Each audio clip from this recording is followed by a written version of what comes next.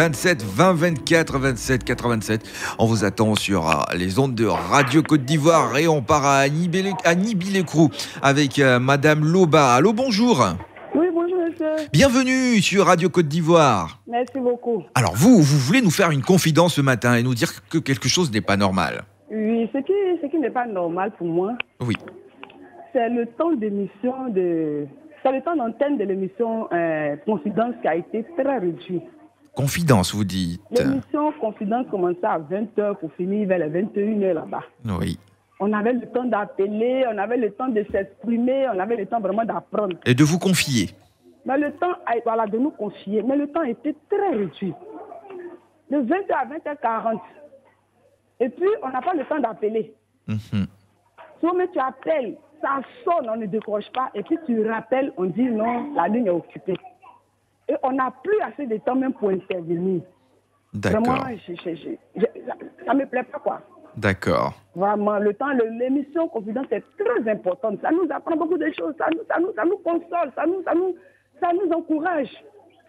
Donc, je voulais vraiment demander aux responsables de la radio de redonner le temps là, l'ancien temps d'antenne à l'émission. D'accord. Pour qu'on puisse s'exprimer. D'accord. Quand c'est pas normal finir les soirs, déjà moi je me sens triste un peu quoi. Je me sens triste, je veux que l'émission continue, mais ça finit vite. Donc vraiment, on veut que ça revienne à l'ancien temps. D'accord. Vous restez sur votre faim. Parce que ça nous fait du bien. Ça vous fait du bien. Vraiment, ça nous fait beaucoup de bien. D'accord. Merci. Voilà. Merci beaucoup. C'est trop réduit aujourd'hui. Ok. On a bien compris. Et je pense que vous êtes la première et que c'est carrément ou directement la direction de Radio Côte d'Ivoire qui est interpellée. Et en notre sein, on fera pieds et mains pour vous satisfaire. Merci donc à vous, Madame Loba, de nous avoir appelé d'Anibi-les-Crous. Alors on part à Yopougon, Trois-Rouges, avec Monsieur Brou-Michel. Bonjour. Bonjour monsieur. Bienvenue sur Radio Côte d'Ivoire. Merci. Alors, vous nous parlez, vous, des filets sociaux. Vous nous dites qu'il y a quelque chose qui n'est pas normal. Dites-nous. C'est ça. Les filets sociaux productifs que l'État octroie aux familles démunies, avec pour partenaire le Weasel Money. Mais je vous assure que depuis le 5 mars, ces filets nous ont été déposés. Mais le partenaire Weasel Money n'arrive plus à nous payer parce qu'il y a un problème de réseau. Bon, je ne sais pas si c'est un laisser-aller, mais je voudrais tirer l'attention du gouvernement que vraiment s'il peut trouver un autre partenaire pour nous aider, parce que là, vraiment, le Weasel Money ne nous satisfait plus. C'est ce que je voulais faire. C'est une doléance que j'évoque en tout cas. D'accord, on a bien compris. On a bien compris. Parce que vous devez percevoir votre argent et à cause des problèmes de réseau, vous n'arrivez pas à percevoir cet argent qui vous est dû. Donc on a bien compris ce matin, le gouvernement est interpellé justement pour que ce problème soit résolu. Merci donc à vous, Monsieur Brou-Michel. Et nous partons à Béoumi avec Monsieur Frédéric Kwame. Bonjour. Bonjour, cher frère. Bienvenue sur Radio Côte d'Ivoire. Merci beaucoup. Alors, ce matin, vous grognez contre la CUE, c'est ça? Non, bon, c'est pas une grogne en tant que telle. Ok, allez-y. C'est une doléance que je voudrais souhaiter. Allez-y. Je plaide auprès du président de la République une doléance du compteur de l'électricité. Mon village s'appelle Njuenda, situé à 500 mètres du village de Béoumi. Et ça fait 1 an que le village a été électrifié. Les parents n'ont pas grand moyen, ils ne peuvent pas s'approprier le compteur d'électricité individuellement. D'accord. Vous avez une promotion de compteur d'électricité afin que les parents puissent en bénéficier. Alors, vous vous demandez ce matin une doléance pour qu'il y ait une promotion à votre niveau pour que les parents puissent s'octroyer un compteur. Effectivement, pour le village Njuenda, situé à 1 km de la ville de Béoumi. D'accord. Ok, merci beaucoup de nous avoir appelé pour cette doléance. Et je pense que c'est légitime pour que les parents dans cette localité puissent avoir l'accès à l'électricité. Évidemment. En fonction de leurs moyens. Merci donc à vous, Monsieur Frédéric Kwame. On part à Zoukoube avec Monsieur Irazi Simplice. Bonjour. Bonjour, monsieur. Bienvenue sur Radio Côte d'Ivoire. Qu'est-ce qui ne va pas avec la route? Non, c'est au niveau de l'urbanisme à Djouboué, là. Vous dites? L'urbanisme à Djouboué. L'urbanisme. Ouais, c'est ça. ça. D'accord. Et quel est le problème avec l'urbanisme Bon, vous savez, on a eu la chance d'avoir, moi, le passage du petit Madjougou. Mais néanmoins, malheureusement, bon, il y a une artère qui me fait beaucoup mal. C'est l'artère qui va à la région à la préfecture. Bon, au moins, je vais au moins prendre un chargement de terre là, pour fermer les trous là. Entre-temps, qu'on fasse le baril dans la ville même de Djougou. Bon, quand le préfet même va à son bureau, moi, c'est partout, il de rentrer à la boue. C'est ça que c'est ma préoccupation. D'accord, merci donc à vous. Hein. Vous dites que ce matin, ce n'était pas présentable, l'état de la route, surtout la voie principale qui mène à la préfecture. Et ce matin, d'accord, on a bien compris. Monsieur Gueujac, allô, bonjour. Oui, bonjour. Bienvenue sur Radio Côte d'Ivoire. Merci beaucoup. Alors, l'actualité, c'est la CNI. Vous nous parlez ce matin de la CNI. Alors, dites-nous, qu'est-ce qui ne va pas? Bon, ce matin, d'abord, je voudrais saluer toute la population, vraiment, tous les ouvriers de la Radio Côte d'Ivoire. Merci.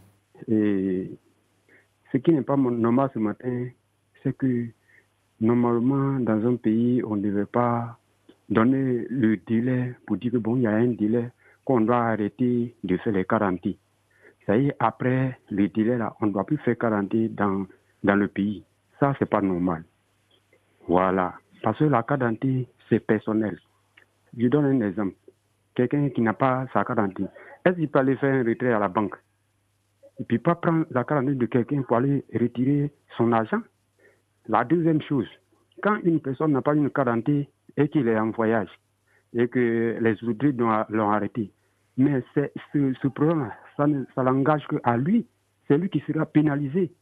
Mais pourquoi obliger les gens d'aller faire une quarantaine? Pourtant, c'est une affaire personnelle. Alors, monsieur Mathurin, c'est pas normal. Monsieur Mathurin, on va essayer de discuter rapidement. Monsieur Mathurin, on va essayer de parler rapidement. Alors, oui.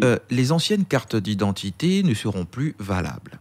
Oui. On n'a pas demandé aux Ivoiriens de ne pas faire de carte d'identité. C'est la nouvelle carte d'identité qui sera valable et qui rentrera en vigueur. Ceux qui n'en ont pas peuvent se rendre sur le site de l'ONESI pour s'acquitter des moyens et juste après se faire enrôler à l'ONESI pour bénéficier de leur carte d'identité nationale.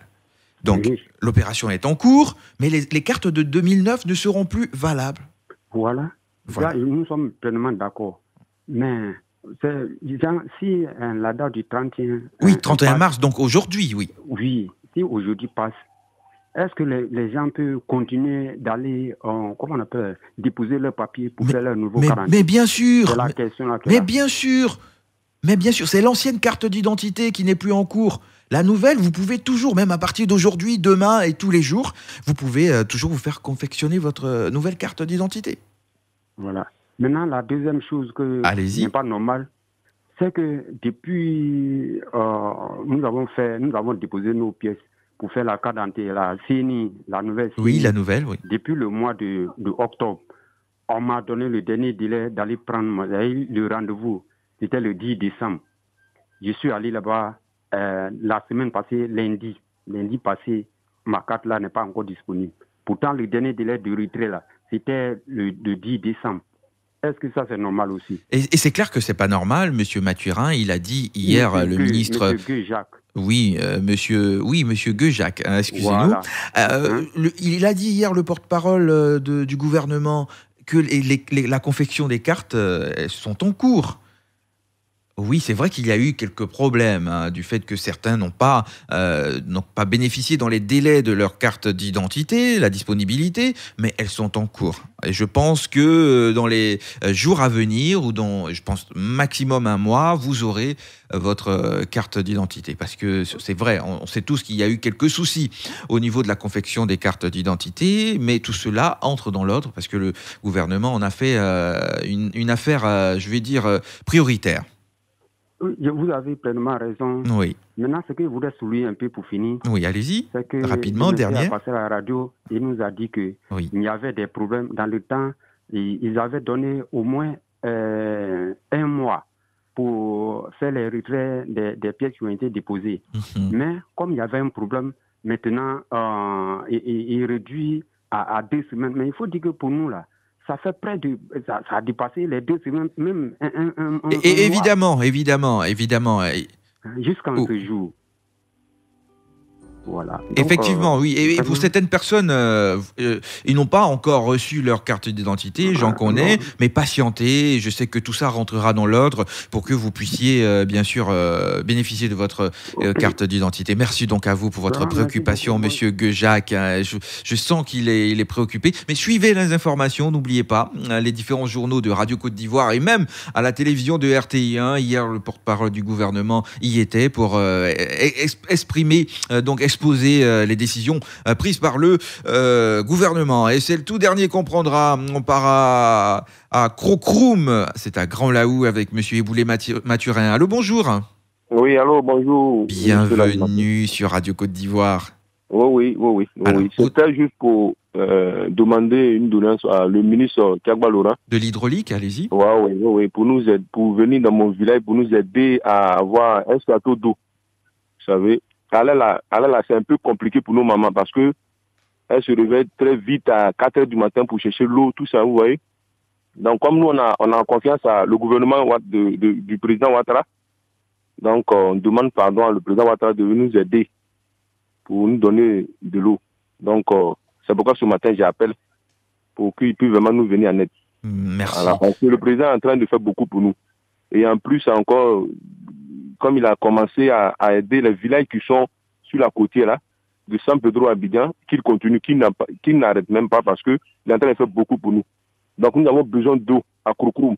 Parce que Krokroum, c'est un village qui est représenté avec... il y a beaucoup d'ethnies. Je peux dire que Krokroum, même c'est la Côte d'Ivoire. Tous les ethnies sont ici et nous vivons en parfaite harmonie. Donc ce matin, je demande pardon à le ministre Tiagba de venir voir le village Krokroum pour nous aider à avoir un château d'eau. Merci. Voilà. Merci à vous, Monsieur Mathurin. Et je pense que le temps qui nous est parti tire à sa fin. Vous serez encore là demain à nous appeler, à nous dire ce qui ne va pas. Aujourd'hui, nous sommes je vais dire, obligés de mettre fin à cette lucarne. Radio Côte d'Ivoire, Abidjan 88.fm.